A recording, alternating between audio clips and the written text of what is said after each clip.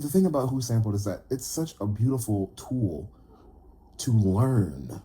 That's what I love about, stuff like that. That's what I love about liner notes. That's what I love about, hip hop and vinyl shopping and thrift shopping. And even though sometimes the algorithm is just pushing shit and we can't really always count on it to give us quality music recommendations, there were like back in the day when iTunes was still iTunes and they genuinely just gave you music recommendations. And I would just randomly happen on somebody's music back in the day and listen to a 30-second sample, and then just like we have a fucking love affair with a 30-second sample of a song of a person I'd never heard of before in my life, like Phenomenon, for example, or Jazzanova.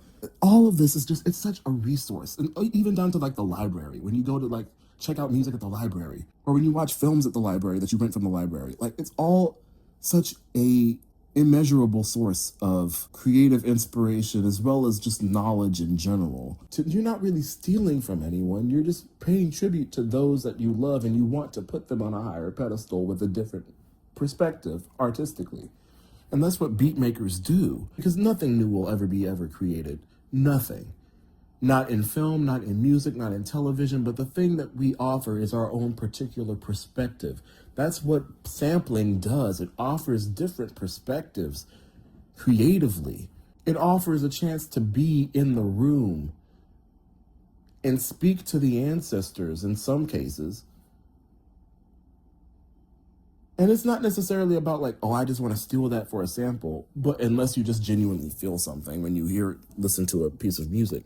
And that's valid. That's also very valid. But the thing that bothers me is when people are like, that's just theft and oh, this and that and the third. Because I listen to other people's mixtapes and shit, and they use a track will just be a straight 30-second sample of a song that there's nothing changed except it's a vinyl rip.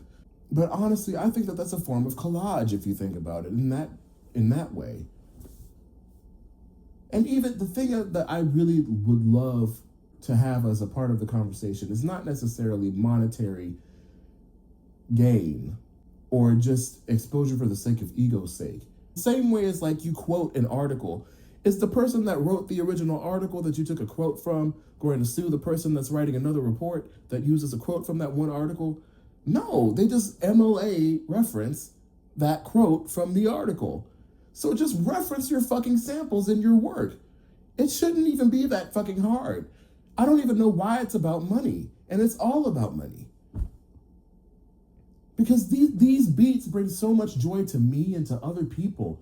It genuinely hurts my heart when people can't even express themselves artistically because people are just so egotistically driven by cash and greed and ego and fame that they can't even allow someone to be touched and bring their work to a broader amount of ears. Like, it just bothers me that we cannot just have an open society in which we contribute art and that the people that see it, and those that spread it and work with it and do other things. It's like having other grandchildren or having children with your art. Be fruitful and multiply. Isn't that what that says in the Bible? For fuck's sake.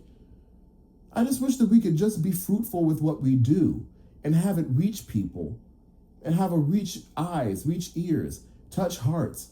And those that it touches, they credit the work, and then that brings a whole new crowd of people possibly to your neck of the woods because they love that person. You know what I'm saying? Like, it should be so simple, but it's not, because we make things so difficult.